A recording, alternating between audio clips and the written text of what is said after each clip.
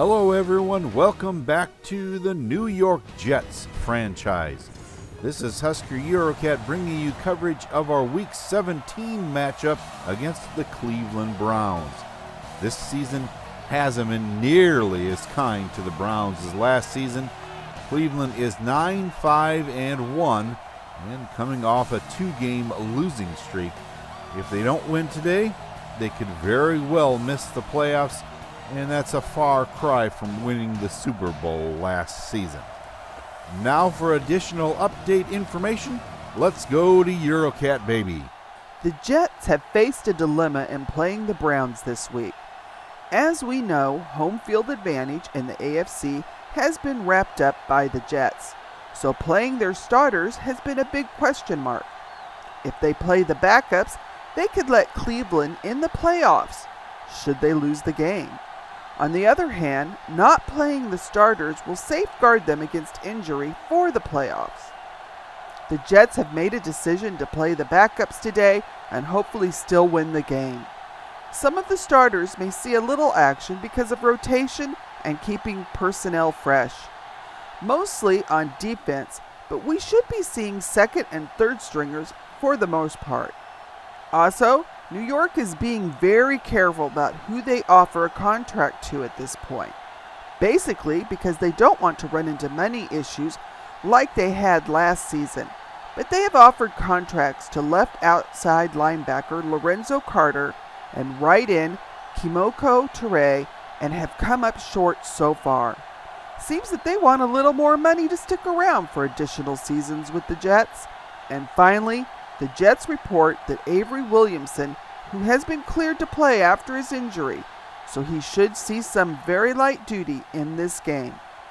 Thanks for that update, and I completely understand the thought process here, but one has to wonder if the backups are capable of a win to close out the regular season. Baker Mayfield and this talented offense could put up some big numbers, so it'll be quite interesting to see what can be done today. Let's find out as the Jets try to avoid being bit by the Browns in this season finale here on the Football Freaks Sports Network.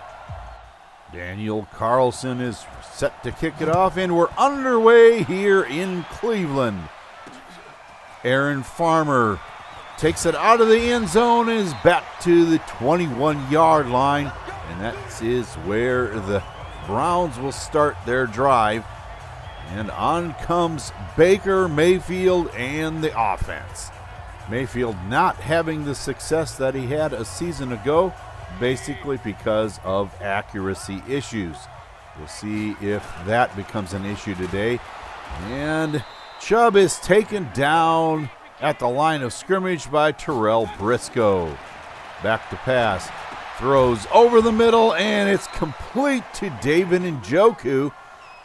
Robert Ramirez on the tackle, 3rd and 5, and that one is broken up by Jamal Adams. And Njoku is looking for a flag, but he is not going to get it. So on comes Nick Mullins, who has seen very little, and I mean very little, action this season. And he's back to pass, completes it over the middle to Carl Arsenault, and he's out to the 47-yard line. And that is someone that the Jets are trying to get more involved in this offense. And around the right side goes Leonard McFarland. And Jordan Thomas is down and injured. He's on the sideline, and hopefully he's going to be okay. 2nd and 8 now. McFarland gets the ball again, avoids Schobert, and is down to the 24-yard line before he's tackled. And that gives the Jets a fresh set of downs. Bell goes right, spins, and has the first down inside the 10-yard line to the 8.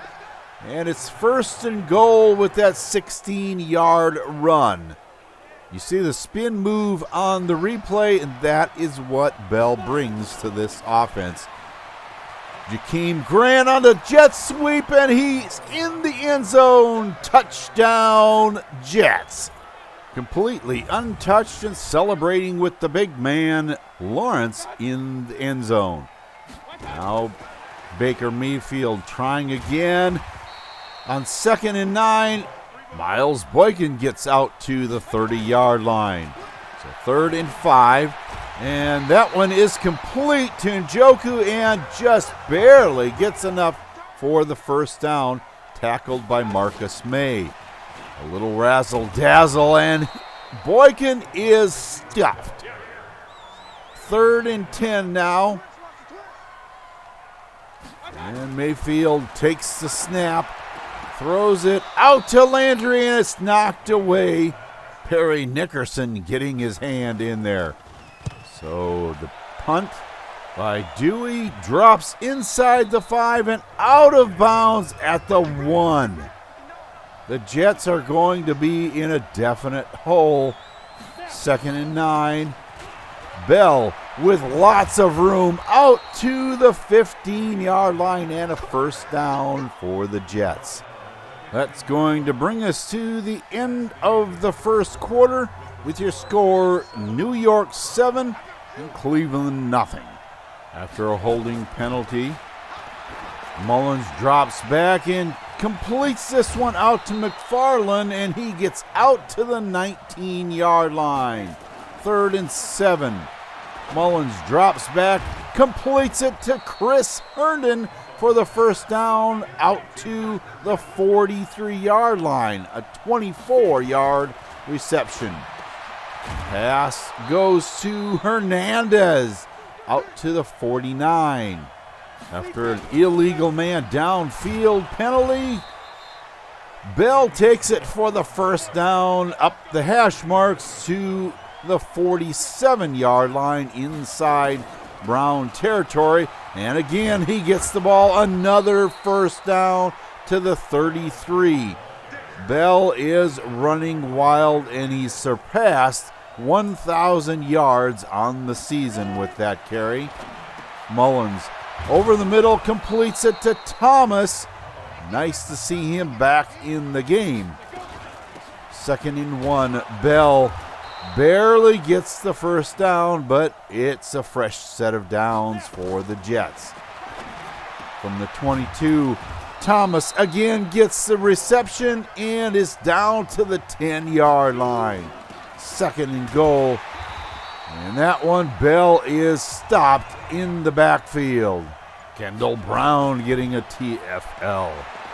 And Mullins over the middle, and it's complete in the end zone. Jakeem Grant gets his 2nd touchdown of the game. Now that the Jets have a 2-score lead, it's up to Baker Mayfield to bring this offense of the Browns back and stick one in the end zone before the break. Out of the I formation, the give is to Chubb, and he's out to the 30-yard line for a 5-yard pickup. Mayfield back to pass, completes it. Landry has the first down out to the 40-yard line. That brings us to the 2-minute warning with your score 14-0 Jets. 3rd and 9. Mayfield throws and completes this one out to Landry inside Jet territory at the 37. Mayfield back to pass, has all day, and it's intercepted. Tremaine Johnson, one man to beat, and Nick Chubb can't even catch him. He's down the sideline all the way to the end zone, a 73-yard pick six. Mayfield tried to get it into Boykin, but Johnson just jumped that route, and the result is another touchdown on the board for the Jets. After a missed extra point, it's 20-0 in favor of the Jets. The Browns really need to come back in this one, and it's complete. Jaleel Scott has a 10-yard gain and a first down for the Browns. Over the middle to Njoku, and that one gives another first down to the Browns. They are moving the ball down the field. Mayfield completes this one out to Njoku and doesn't get out of bounds. And finally, OBJ gets one. First down at the 36 of the Jets. Mayfield completes this one to Boykin on the sideline. He does get out of bounds. And that brings on Giorgio Tavecchio, and he misses a 46-yard field goal. 5 seconds left, and the Jets are content to take a knee, and that puts us into halftime with your score 20-0 Jets. From what I can see, the backups are not having any problems at all. I'm not sure what seems more surprising to me, the poor play of the Browns offense or that Nick Mullins is having an outstanding day thus far. He's only thrown 8 passes in this first half, but he's connected on 7 of them with the 1 touchdown so far. Can he carry that through to the rest of the game?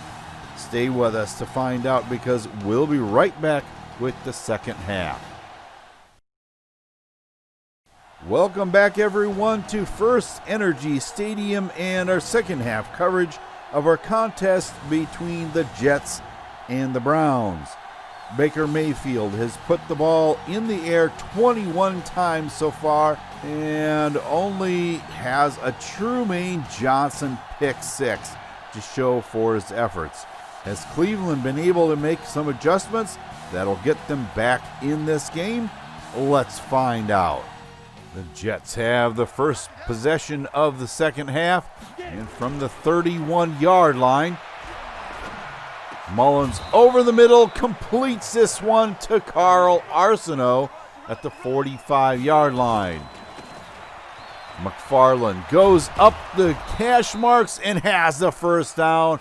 Is inside Brown territory at the 42. And that brings on Bell, and he has another carry for a first down. Now 2nd and 13 from the 34. Bell spins his way at the 20 and is in the end zone for a 34-yard touchdown.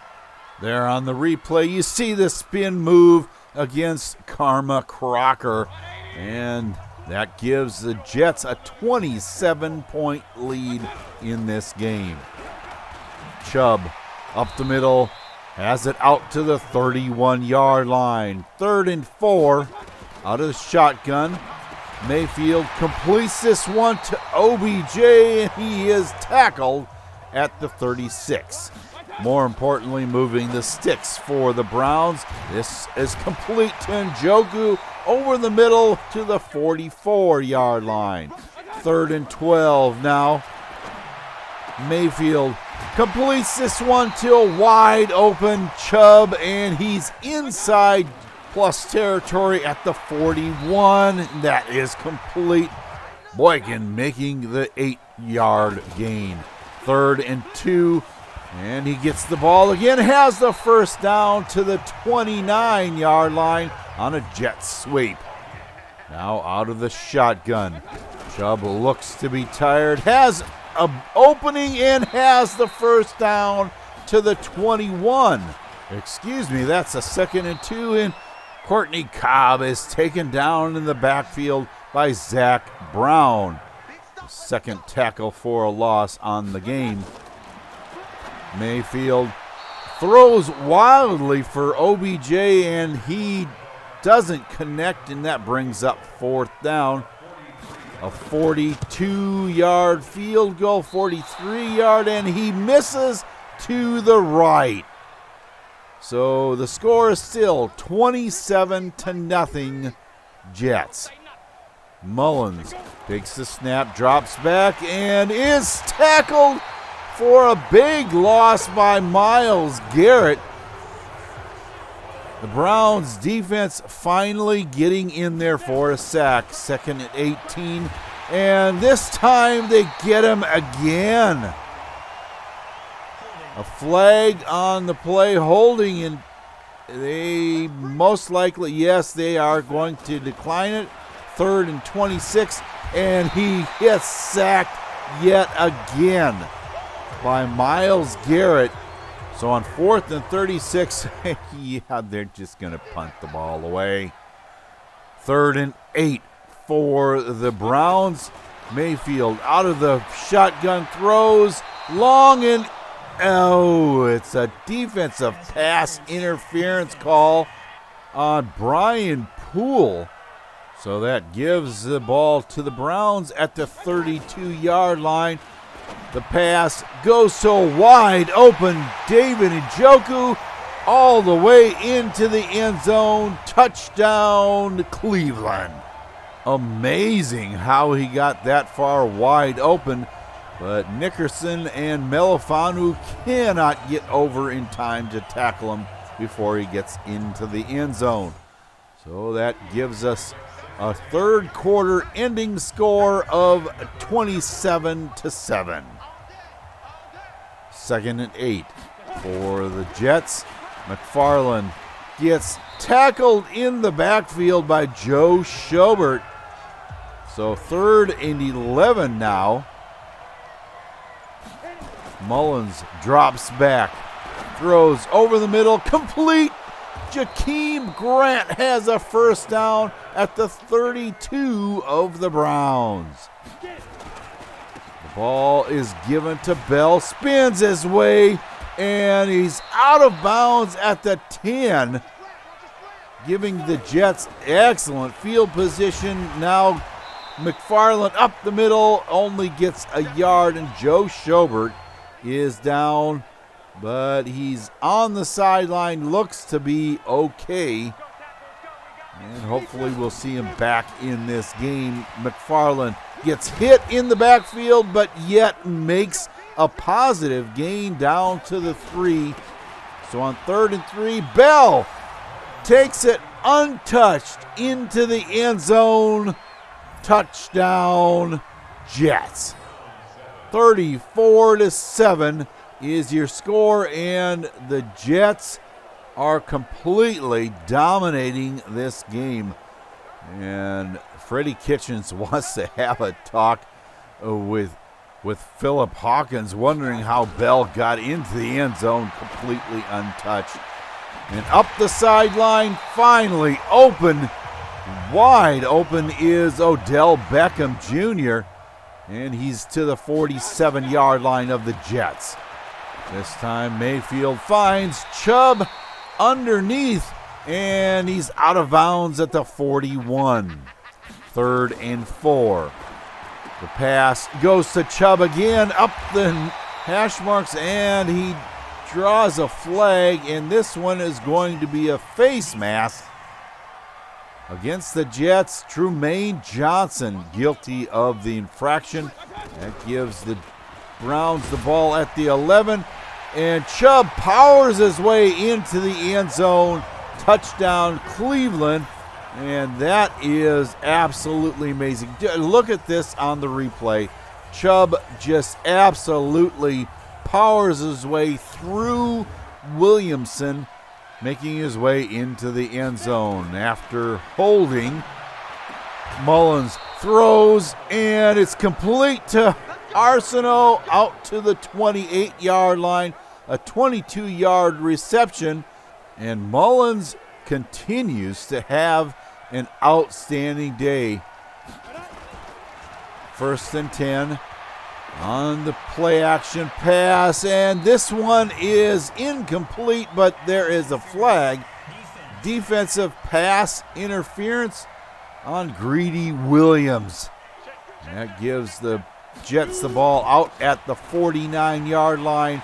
McFarland runs wide left, and he gets tackled for a 7-yard gain. Bell up the middle has the first down to the 38-yard line. That gives the Jets a fresh set of downs. Mullins back to pass over the middle to Arsenault again, and another first down for the Jets.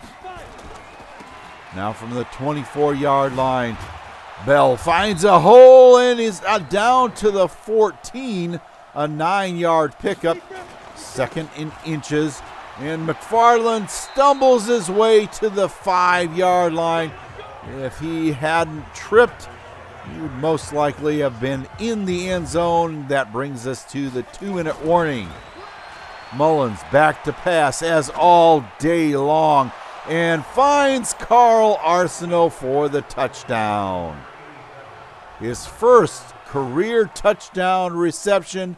The Jets hoping that that is going to be the first of many in his career.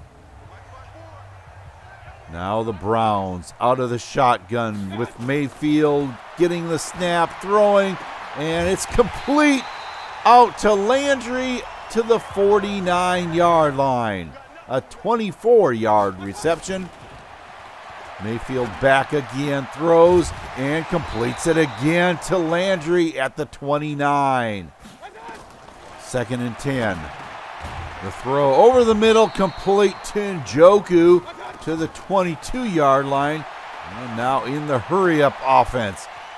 Pass is complete to Scott on the left sideline and out of bounds at the 14.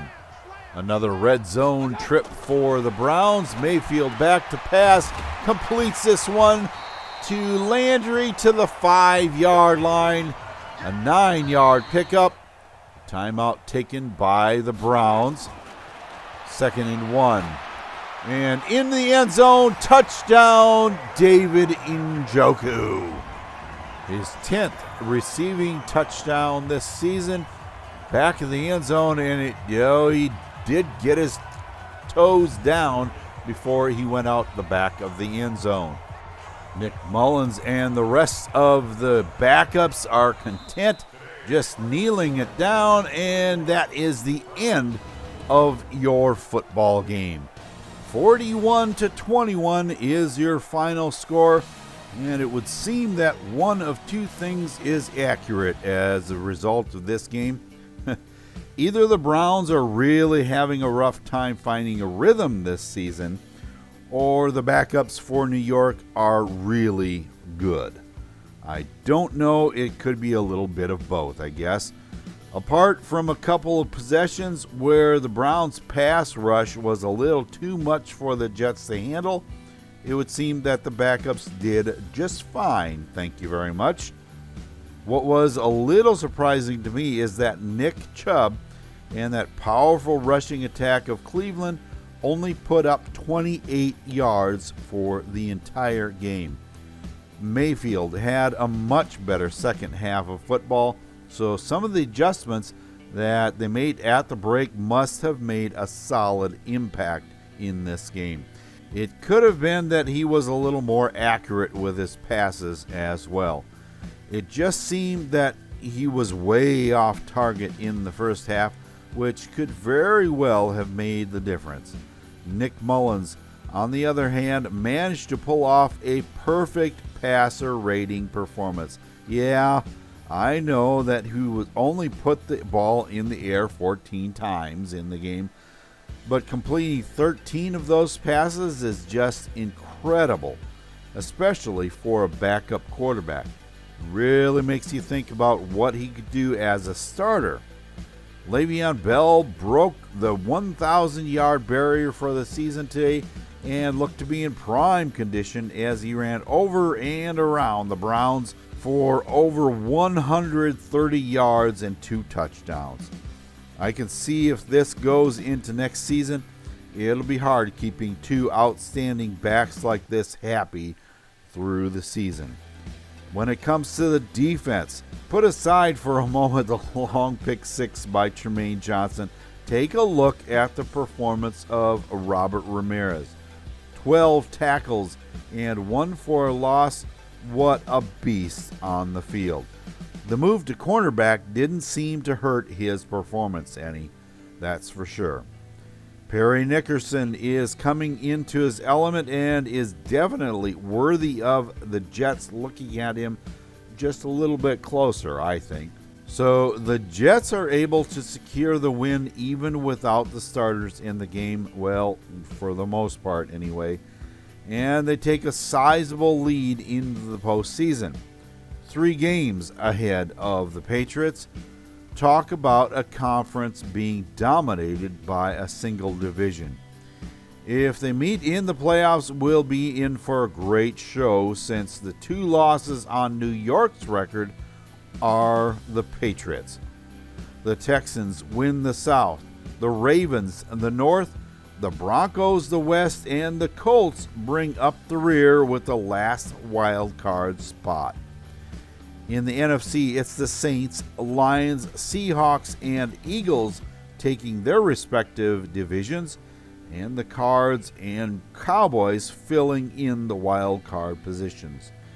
Definitely an NFC East heavy playoff card. Since the Jets have a bye week and don't play until the divisional weekend, here is what wild card weekend looks like. Indy goes to Baltimore.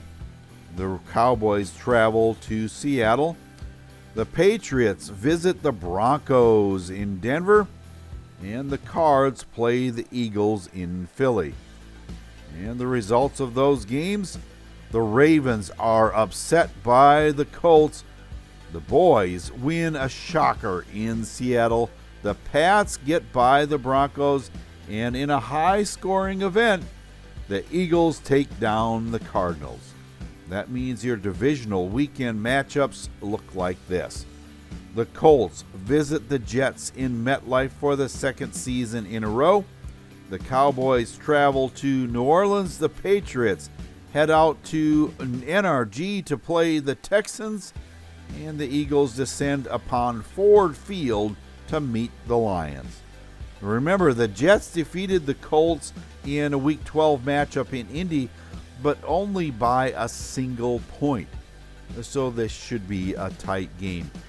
Each team comes in without any injuries on their rosters, so we should see the best that both teams have to offer. Well, that's going to do it for this week's episode of the New York Jets franchise here on the Football Freaks Sports Network. Once again, if you enjoyed this video, leave a like and remember to subscribe and hit the bell for notifications of new videos as they come out. The Jets steamrolled their way over the Browns, but can they do the same to a Colts team that should be a solid passing threat? We know the New York defense is number 1 against the rush, but can the offense outplay the Colts defense? To find out, be with us as the Jets host the Colts in MetLife, and until then, for Eurocat Baby and the rest of the crew, this is Husker Eurocat saying so long for now, and have a good day, everyone.